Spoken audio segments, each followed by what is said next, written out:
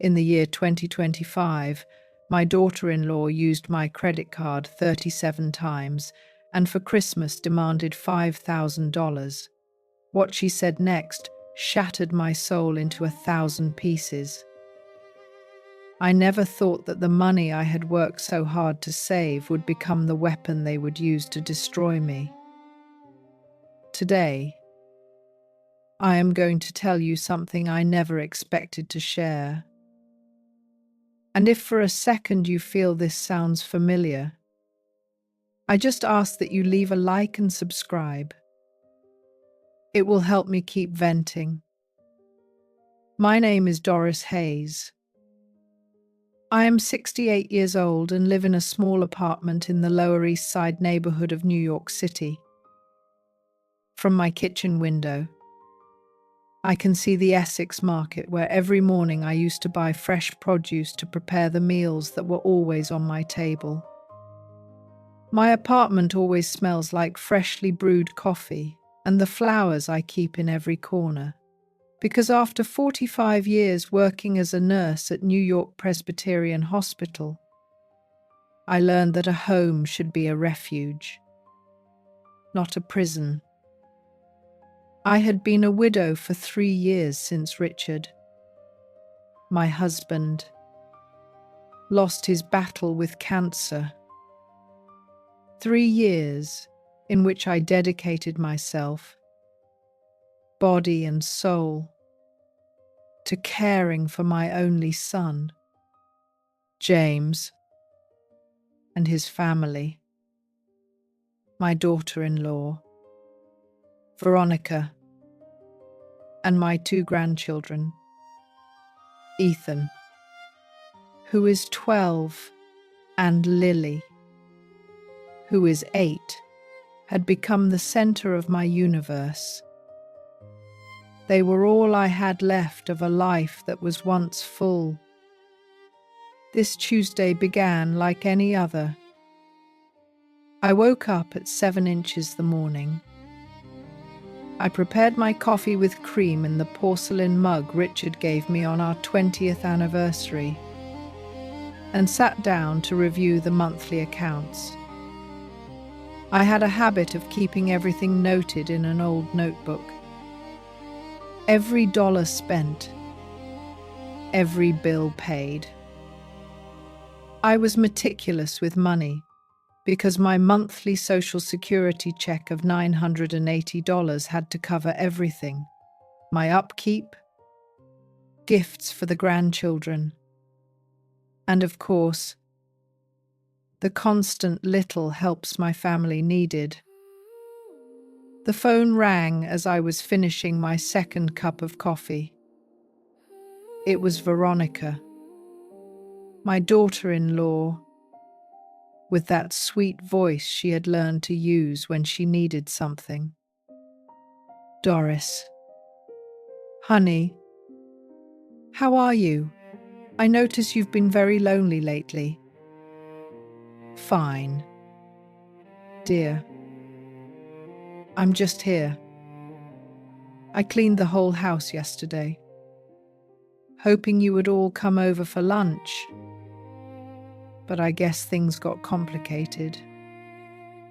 Oh, I'm sorry. We forgot to call you.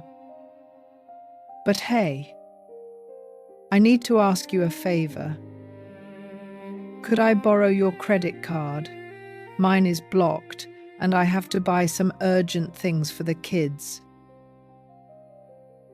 It was the 5th time this month she had asked for the card.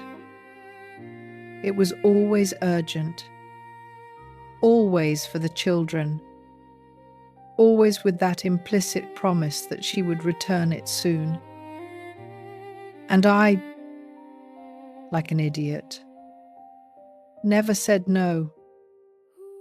How could I deny something to the mother of my grandchildren?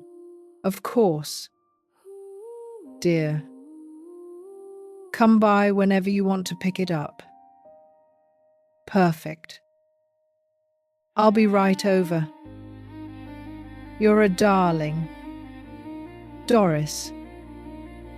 She hung up before I could ask about the children, about James, about how they were.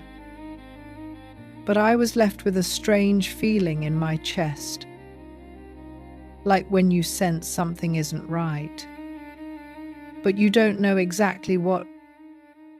Half an hour later, Veronica arrived at my door. She was wearing a new coat that I recognized from the expensive stores downtown. Name brand shoes that cost more than my monthly Social Security check. Her hair was freshly done at the salon. And those perfect nails she got every 2 weeks at a high-end parlor in the Upper East Side. Everything about her screamed abundance, luxury, money. Money she apparently never had when it came to her emergencies. "Hi, mother-in-law," she said, giving me a quick kiss on the cheek without looking me in the eye. "Sorry for the rush, but I have to go pick up Ethan from school." I handed her the card, and she tucked it into her designer leather purse as if it were the most natural thing in the world. She didn't ask how I was. She didn't even stay 5 minutes for coffee. She didn't mention when she would return it.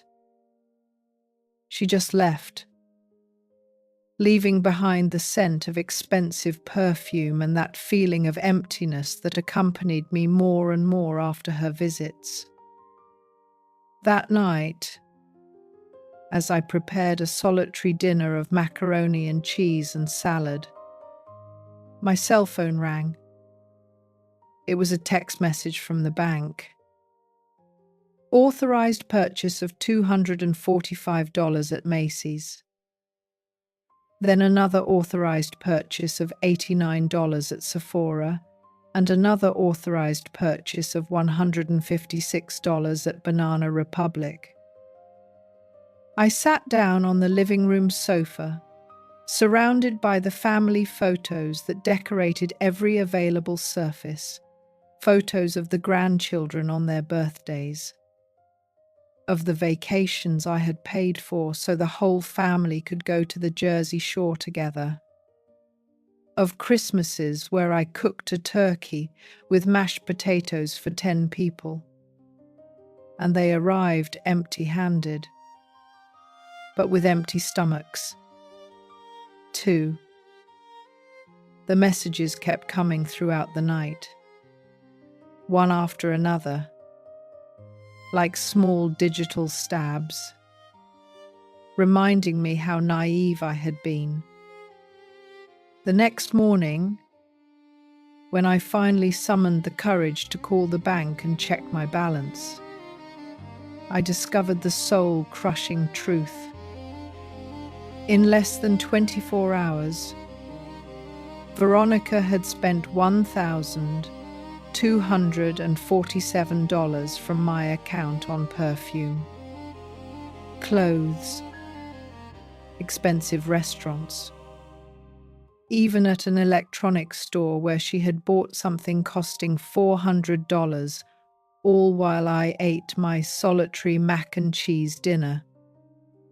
And she pretended she needed money for urgent things for the kids. But that wasn't the worst part. The worst came when I decided to review the transactions for the last 3 months. Those months in which Veronica had been so loving toward me, so present, so concerned about my loneliness. 37 purchases. 37 times she had used my card in 3 months. Exclusive perfume shops in the Soho neighborhood. Designer stores. Restaurants where one dinner cost what I spent on groceries in a week. She had bought clothes, shoes, purses. She had even paid for beauty treatments and sessions at a luxury spa. The total amounted to $4,890, almost $5,000 of my savings. Money I had saved penny by penny for years, working double shifts at the hospital, giving up luxuries, living on the bare minimum to have something set aside for emergencies or to help my family when they needed it. But apparently for Veronica, my money wasn't help. It was a right. It was her paycheck for tolerating me, for occasionally including me in their lives, for allowing me to be the grandmother of her children. I sat at the kitchen table, the bank statement trembling in my hands, feeling the world crumble around me for the second time in 3 years. The first time was when Richard died. This time was worse because Richard left without wanting to go, without choosing to abandon me. But my family was stealing from me while smiling to my face. The phone rang again. It was James, my son, the boy I had raised with so much love, to whom I had given everything I had and more. "Mom, how are you? Veronica told me you lent her the card." "Very kind of you, as always." "James, I need to talk to you about the money." "About?" "Mom, I can't right now. I'm in an important meeting. You know how these things are with work. We'll talk later." "Okay." And he hung up as always, as he had done for the last few months. Every time I tried to have a serious conversation with him, every time I needed him to be my son and not just Veronica's husband. That night, for the first time in months, I cried myself to sleep. I cried for Richard, who had promised me I would never be alone. I cried for the lost money. But above all, I cried for the foolishness of having believed that family love had no price. I didn't know this was only the beginning. 4 days passed without Veronica returning the card. 4 days during which my heart raced every time my cell phone rang, expecting another bank message. But what came was much worse. Friday morning, while watering the plants on the balcony overlooking Bleecker Street, I saw Veronica leave the hair salon across the street. She had a new cut, blonde highlights shining under the New York sun, and in her hand she held several shopping bags. One from J. Crew, another from Victoria's Secret, and a small one from a jeweler I recognized by its distinctive gold bags. My blood ran cold. All those purchases were made with my money, with my card, while I was calculating if I had enough to buy the medication the doctor had prescribed for my blood pressure. I followed her with my eyes until she turned the corner toward the Broadway Lafayette subway station. She didn't have the children with her. She didn't seem to have any urgency related to them. She was just a 3-5-year-old woman enjoying a shopping day paid for with her mother-in-law's money. That afternoon, I decided to do something I had never done. I called Ethan's school directly to ask if he needed anything. The secretary informed me that all tuition and fees were current, paid by his father, and there were no extracurricular activities scheduled that required additional money. So, why did Veronica need to use my card so urgently? Monday arrived with a call that made my legs tremble. It was my sister Helen, who lives in Boston and barely spoke to me since I was widowed. Her voice sounded strange, uncomfortable. Doris, I have to tell you something I saw on Saturday. I was at the Woodbury Common Premium Outlets. You know those outlets where they sell cheap designer clothes? Yes. Helen. What is it? I saw Veronica there. She was buying super expensive purses, the kind that cost more than $500. And when she went to pay, Doris, she pulled out a card that wasn't hers. I heard her say, "It's my mother-in-law's lit," but she doesn't notice anything. My world collapsed. Helen continued. She told the cashier that you had given her permission to use your money as if it were hers, that you were very old and no longer kept track of expenses. Well, she was laughing. Doris. She was laughing while saying that. I hung up the phone without saying goodbye. I sat on the living room sofa, surrounded by all those family photos that now felt like mockery. In one of them, Veronica was hugging me during the last Christmas, smiling for the camera while I held Lily in my arms. Was she already planning to rob me then? Did she already see me as an old woman, easy to deceive, that same afternoon? I gathered my courage and called James at his office.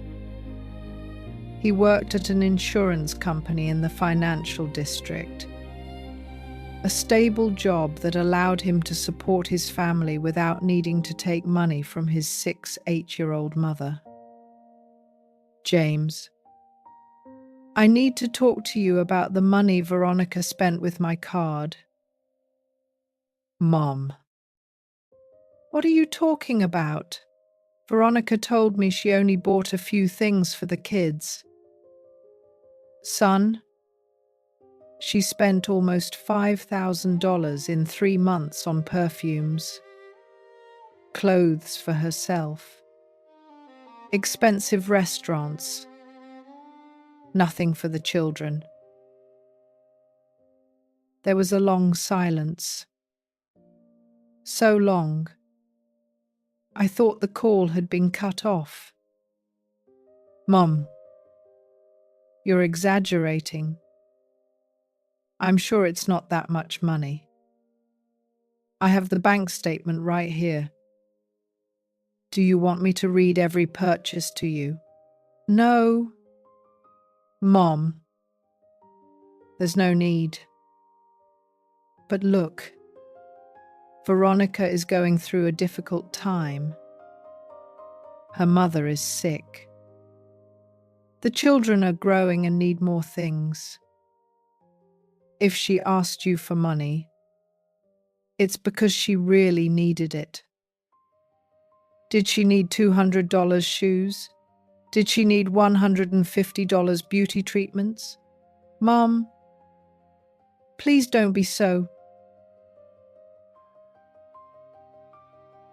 mean. She's your daughter-in-law. She's family. Besides, it's not like you were going to spend that money on anything else. Mean. My own son had called me mean for not wanting to be robbed. James, I saved that money working double shifts for years. It's for my medical expenses, for emergencies. Mom, you're already 68. What emergencies are you going to have? Plus, when you die, all that money is going to be ours anyway. The line fell silent. Not because the call had been cut off, but because I was speechless. My son, the boy I had raised alone after his father abandoned us when he was 5 years old. The boy I had given all my love and all my sacrifices to had just told me he was waiting for me to die so he could take my money. How can you say that to me? I didn't mean it in a bad way. Mom, I just mean that. Well, family should help each other. And if Veronica needs some things, what's the problem? The problem is that she's stealing from me. Don't say those things. Veronica is not a thief. She's my wife and the mother of your grandchildren. And frankly, Mom, I think you're being a little paranoid. He hung up. My own son hung up on me after defending her for robbing me. That night, I couldn't eat dinner.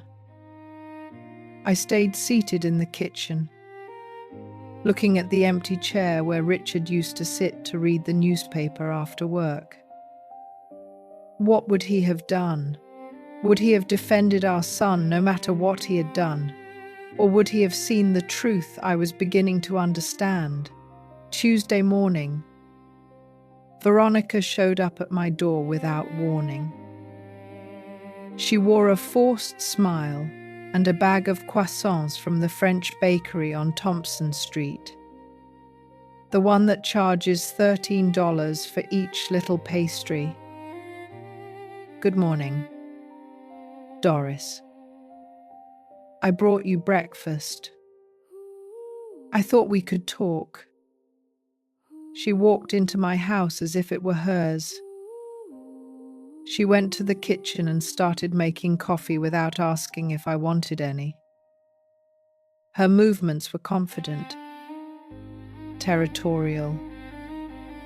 She was no longer pretending to be the timid daughter-in-law who needed permission for everything. James told me, "You're a little confused about the money." I'm not confused. Veronica, I know exactly how much you've spent and on what. She sat across from me. She crossed her legs elegantly.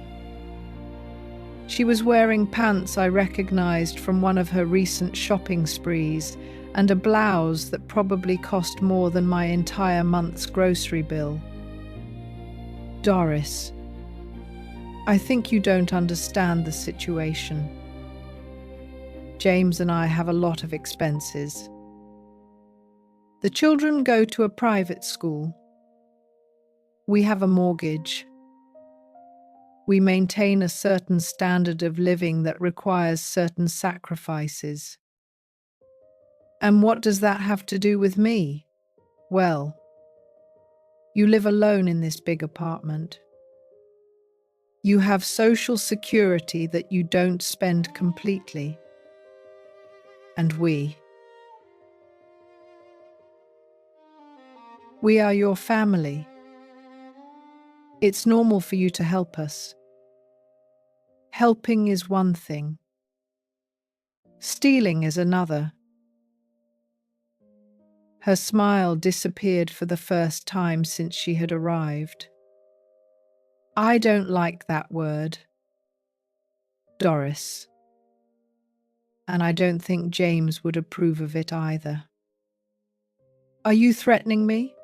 I'm not threatening you. I'm just explaining to you how normal families work. Grandparents help their children. Children take care of their grandparents. It's a fair exchange. And when are you going to start taking care of me? How do you think you got to the hospital the last time you fainted? Who do you think convinced James to buy your medications when you didn't have money? Lie. I had never fainted. And I had always bought my own medications. But she said it with such certainty that for a moment I doubted my own memory. Look, Doris, let's make this easy. You give me full access to your account. I manage your expenses intelligently and we all live in peace. It's better this way. You no longer have to worry about anything and we'll make sure you have everything you need. Are you crazy? No. Doris, I'm being practical because the alternative is that James has to make more difficult decisions about your future. And believe me, none of us want to get to that. She got up, picked up her purse, and headed toward the door. Before leaving, she turned to me with a smile that didn't reach her eyes. Think about it, Doris. You have until the weekend to decide. And by the way, I'm going to need you to transfer $2,000 to me before Friday. The children are going on a field trip with school and need special equipment. She left, leaving me alone with the scent of the croissants.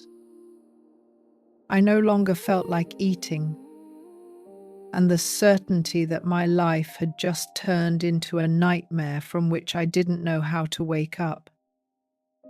That night, while reviewing the bank statement for the 5th time, I realized something that chilled my blood. In one of the most recent purchases, Veronica had spent $340 at a store called Babies R Us. At first, I thought that perhaps she had bought something for the children. But when I called the store to ask, they informed me that the amount had been spent on clothing for a newborn baby. Veronica wasn't pregnant, or at least she hadn't told me. Who had she bought those clothes for? Did she have a double life I didn't know about? Or had she simply found another way to spend my money on things that had nothing to do with me or my grandchildren? As the clock struck 11 at night, I understood that my family didn't see me as a human being with feelings and needs. They saw me as an economic resource that had to be managed until it was exhausted. And the worst of it was that my own son agreed with that. Friday arrived without me having transferred the $2,000 Veronica had demanded. Not because I didn't want to help my grandchildren, but because I had decided to call the school to ask about that supposed field trip. The answer left me cold. Excuse me, Mrs. Hayes, but there is no field trip scheduled for this month. In fact, the next school trip is planned for May and costs $75 per child. Not $2,000. Veronica had lied to me shamelessly. And not only about the money, but about my own grandchildren, using my love for them as a weapon to manipulate me. That afternoon, As I tried to concentrate on knitting a scarf for Lily, the doorbell rang. It was James, but he didn't come alone. Behind him was a man about 45 years old, suited with a briefcase, who introduced himself as Mr.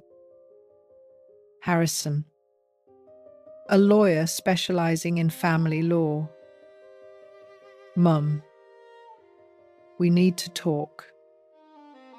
We've been very worried about you. They sat down in my living room as if they owned the place. The lawyer took out a folder of documents and placed it on the coffee table right next to the vase with the fresh flowers I changed every week. Mrs. Hayes, your son has told me that lately you've been very confused about the issue of money. You accuse your daughter-in-law of stealing from you. You don't remember authorizing purchases. You show paranoia. I'm not confused. I have all the proof of what Veronica has spent. James looked at me with that expression of forced patience he used when he thought I was being irrational. Mom, the other day you told me Veronica had spent $5,000. Then you said it was $4,800. Then $4,900. You can't even remember the exact amount. That's concerning. It's $4,890 exactly. And I know it because I have the statement right here. I went to look for the bank papers. But when I returned, the lawyer had spread several documents on the table. Mrs. Hayes, we understand your confusion. At your age, it's normal for certain cognitive declines to begin to appear.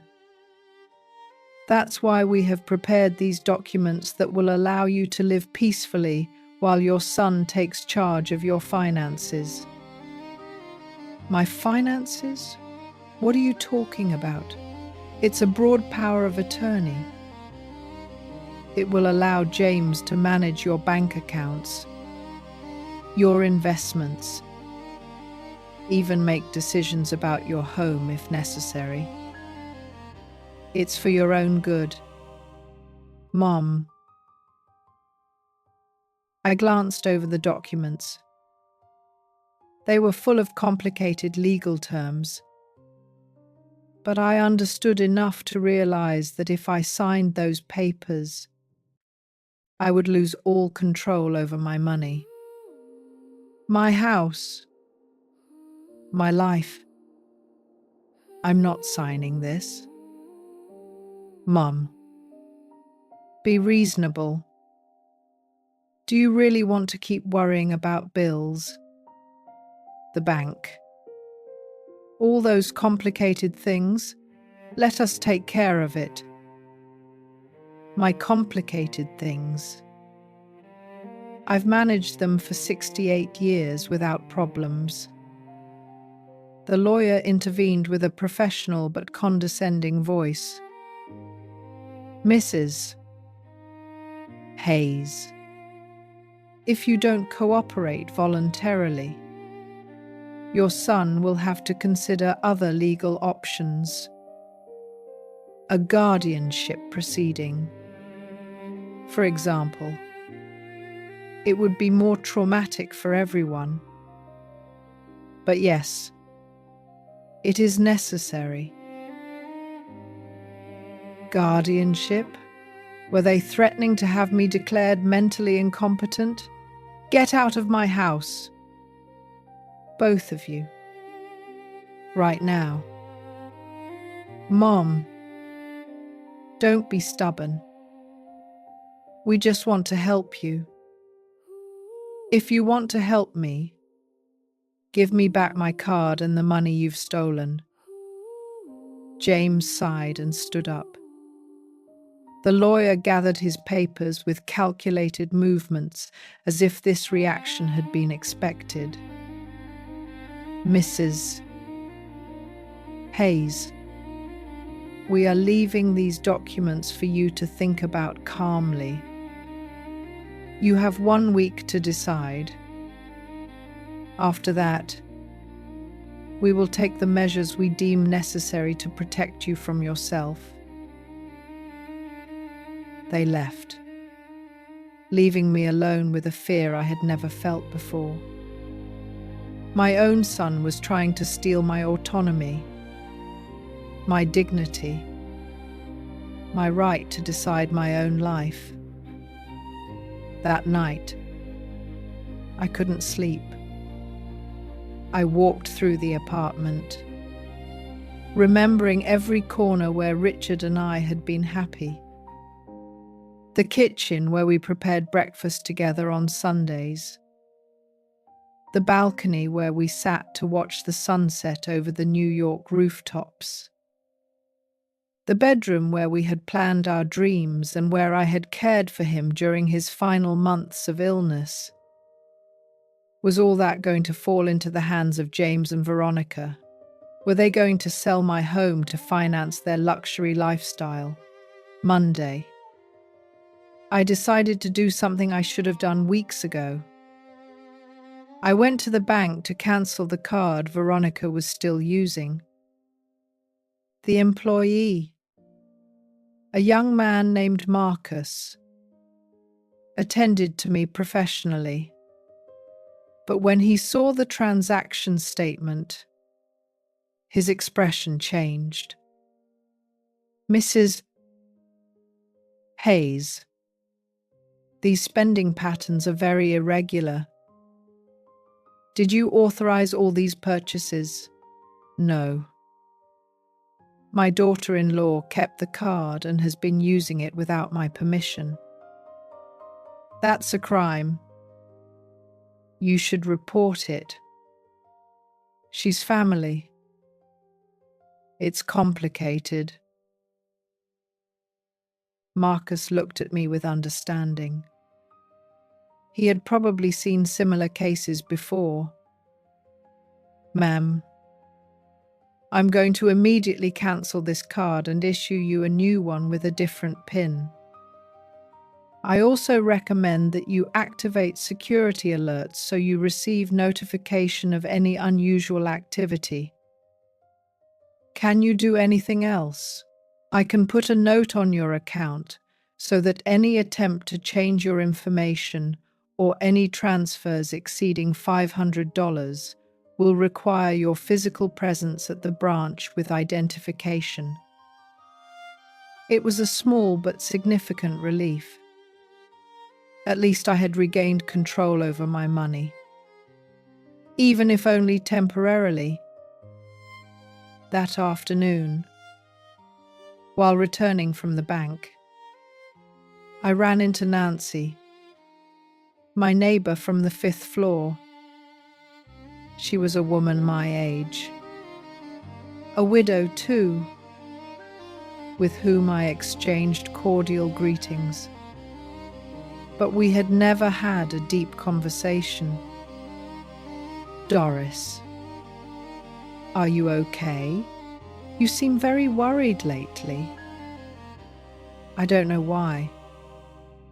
Perhaps because I had been so alone in all this.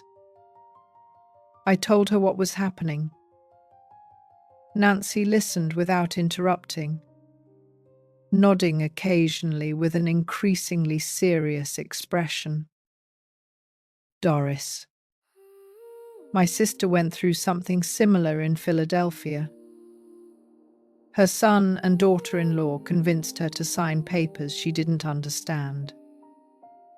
In the end, she lost her apartment, her savings, everything. Now she lives in a nursing home where they visit her once a month. What can I do? Seek help. There are organizations dedicated to protecting older adults from family abuse and lawyers specializing in these cases. Don't let them convince you that you're crazy or confused. The numbers don't lie. That night, for the first time in weeks, I felt a small spark of hope. I wasn't crazy. I wasn't confused. And I wasn't alone. The next day, early in the morning, the phone started ringing non-stop. First James, then Veronica, then a voice I didn't recognize, but who introduced herself as Veronica's mother, Carla, then an aunt of James's who lived in Dallas and with whom I hadn't spoken in years. Everyone had the same message. I was sick. I was confused. I needed urgent help. Doris. I'm Carla, Veronica's mother. My daughter told me what's happening and I'm very worried about you. Did you know you called Ethan at 11 last night? Does it seem normal to you to wake up a 2-year-old boy at that hour to tell him your problems? I hadn't woken Ethan. He had answered immediately as if he were waiting for the call. But no one was going to believe my version anymore. Carla, your daughter stole almost $5,000 from me. That's not confusion. It's a crime. Oh, Doris. Veronica showed me the receipts. All those purchases were made with you. For you. New clothes because yours are very old. Beauty treatments because you needed to take care of yourself a little. Dinners at restaurants because you shouldn't always eat alone. My daughter is taking care of you as if you were her own mother. Dinners at restaurants. I hadn't been to a restaurant with Veronica all year, but she had prepared an alternative version of the facts, complete with justifications for every dollar spent. And those documents you don't want to sign. Doris. It's for your own good. My late husband signed something similar when he started with Alzheimer's. It allowed us to care for him without him having to worry about anything. Alzheimer's. Now. It turned out I had Alzheimer's. I hung up. But the phone rang again immediately. This time, it was Chloe, James's older sister, calling from Houston. Doris, what's wrong with you? James told me you're accusing Veronica of stealing from you. That girl is an angel, always looking out for you, always visiting you. Chloe, when was the last time you visited me? That's not the point. Doris, the point is that Veronica does visit you. She does worry about you and you repay her by accusing her of being a thief. Why is she a thief, Doris? My brother is devastated. He says he no longer recognizes the woman who raised him, that you've become bitter, paranoid, cruel to the people who love you. Every call was like a hammer blow to my self-esteem. Every person who called me had the same story, the same accusations, the same worries about my mental health. It was impossible for so many people to have reached the same conclusions independently. This was orchestrated. At 10:00 the morning, when I finally managed to make the phone stop ringing, I went downstairs to buy bread. As I did every morning, Gloria, the baker who had known me for 15 years, looked at me with a strange expression. "Good morning, Doris. How are you? Your daughter-in-law was here yesterday asking about you." "Veronica. What did she want?" "She was worried because she says you've been forgetting important things lately. Like, for example, that she's never had access to your money. She asked me if I had noticed that you were more confused lately." I felt my blood run cold.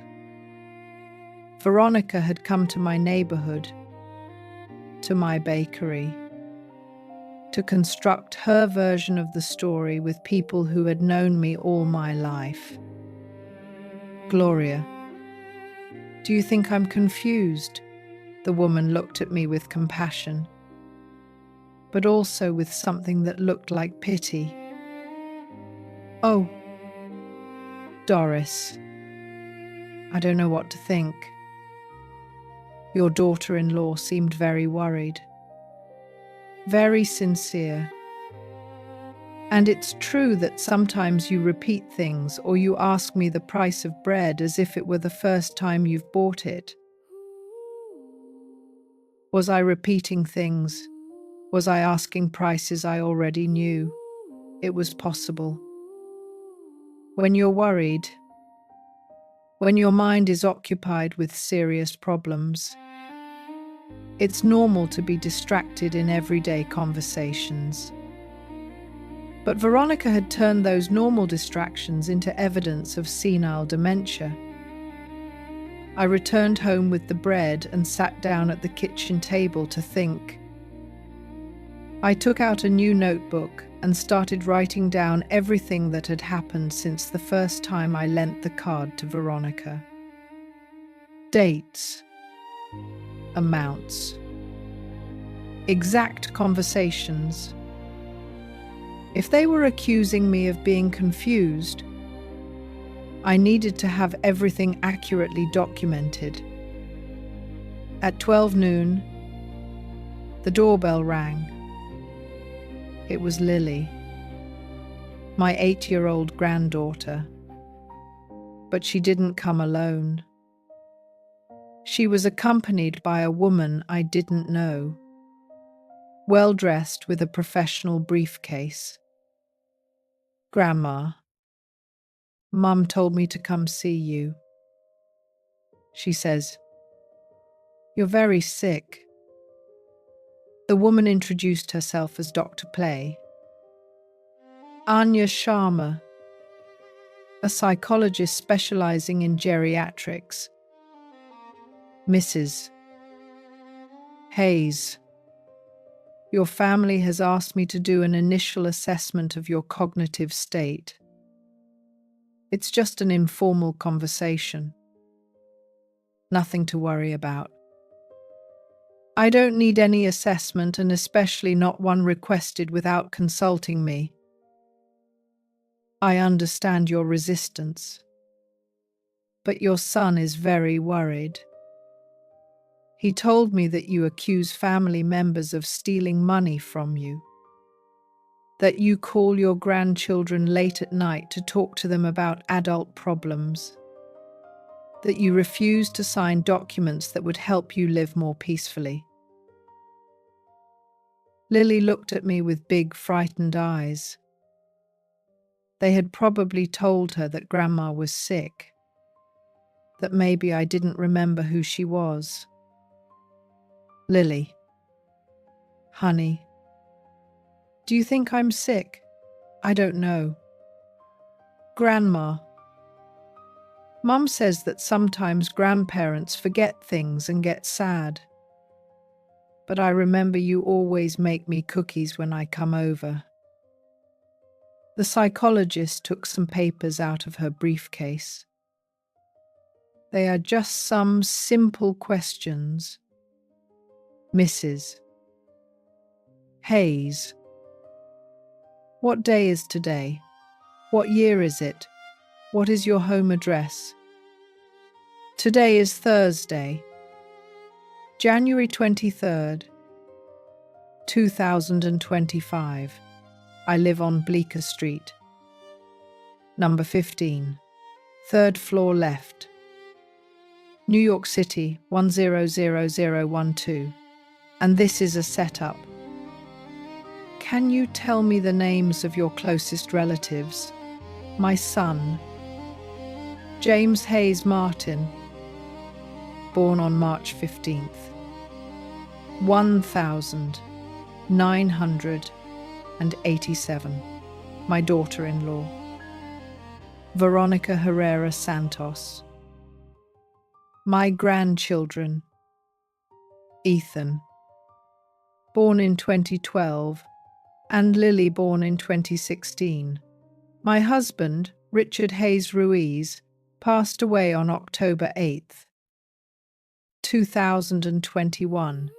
Do you need more details, or do you have enough to prove that I don't have any cognitive problems? The psychologist took notes, but her expression hadn't changed. Your family has commented that lately you show signs of paranoia. Is it true that you believe your daughter-in-law is stealing money from you? I don't believe it. I know it. I have bank statements that prove it. And why do you think she would do something like that? Because she needs money to maintain a lifestyle she can't afford on my son's salary. Have you considered the possibility that you yourself authorized those purchases and don't remember them? Have you considered the possibility that a family is manipulating a professional to get her to declare a woman incompetent because she's an obstacle to their financial plans? Doctor. Anya Sharma closed her notebook and looked at Lily, who had been listening to the entire conversation in silence. Lily, can you wait in the living room while I talk to your grandma? When the girl left, the psychologist leaned toward me with a more serious expression. Mrs. Hayes, I'm going to be honest with you. Your family is very worried, but after speaking with you, I see no obvious signs of cognitive deterioration. Your answers are coherent. Your memory is intact. And your arguments are logical. Then why are you here? Because your son paid me $200 for this home consultation. And he told me that if I didn't find evidence of a mental problem, he would look for another professional who would. I remained silent, processing what I had just heard. Are you telling me that James is buying a diagnosis? I'm telling you that there are unscrupulous professionals who are willing to write any report if the price is right. Would you like me to find some resources for legal aid specializing in elder financial abuse in the New York area?